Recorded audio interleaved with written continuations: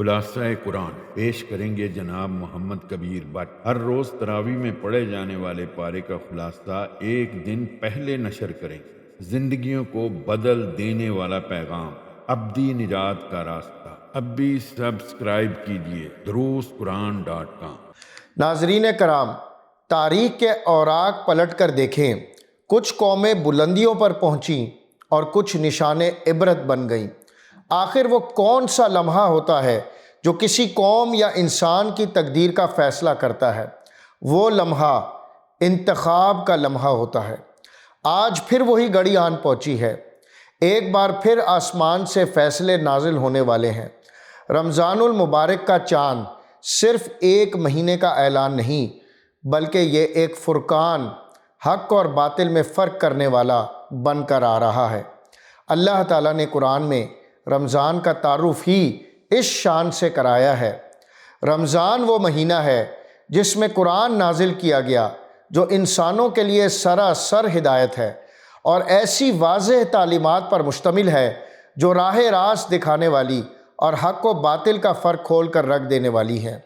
عزیز ناظرین، اس مہینے میں ہمارے پاس دو راستے ہیں، اور میں آپ کے سامنے قرآن سے دو مثالیں رکھنا چاہتا ہوں تاکہ ہم فیصلہ کر سکیں کہ ہمیں کس راستے کا انتخاب کرنا ہے۔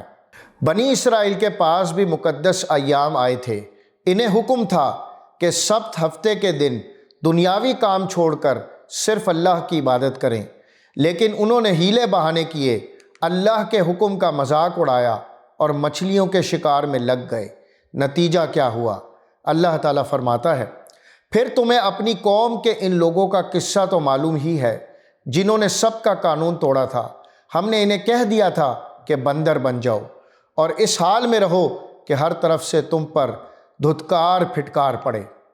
یہ مثال ہمیں ڈراتی ہے کہ اگر ہم نے رمضان میں روزے کی شکل تو بنائی لیکن اندر سے نافرمانی نہ چھوڑی تو ہمارا انجام بھی ذلت کے سوا کچھ نہ ہوگا۔ اب دوسری تصویر دیکھیے۔ یہ مسلمانوں کا وہ گروہ تھا جو مکے میں کمزور تھا، ڈرا ہوا تھا، لیکن جب انہوں نے اللہ کے حکم پر لبیک کہا اور اپنی جان و مال اللہ کے حوالے کر دیے تو رمضان ہی کے مہینے میں غزوہ بدر میں اللہ نے ان کی تقدیر بدل دی۔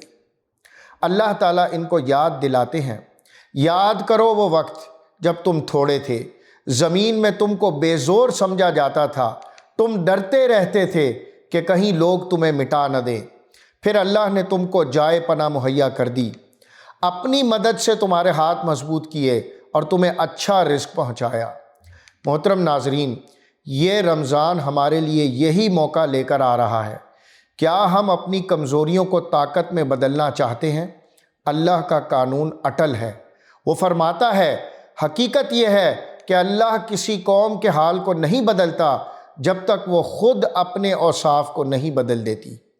تو آئیے اس رمضان میں صرف بھوک پیاس کا امتحان نہ دیں بلکہ اپنی تقدیر بدلنے کا فیصلہ کریں۔ آئیے اللہ سے وہی دعا کریں جو قرآن نے ہمیں سکھائی ہے تاکہ ہم سیدھے راستے سے بھٹک نہ جائیں۔ پروردگار، جب تو ہمیں سیدھے راستے پر لگا چکا ہے تو پھر کہیں ہمارے دلوں کو کجی میں مبتلا نہ کر دیجیے۔ ہمیں اپنے خزانہ فیض سے رحمت عطا کر، تو ہی فیاض حقیقی ہے۔ اللہ ہم سب کو اس رمضان میں عبرت کی بجائے فتح اور کامیابی کی مثال بننے کی توفیق عطا فرمائے۔ آمین یا رب العالمین۔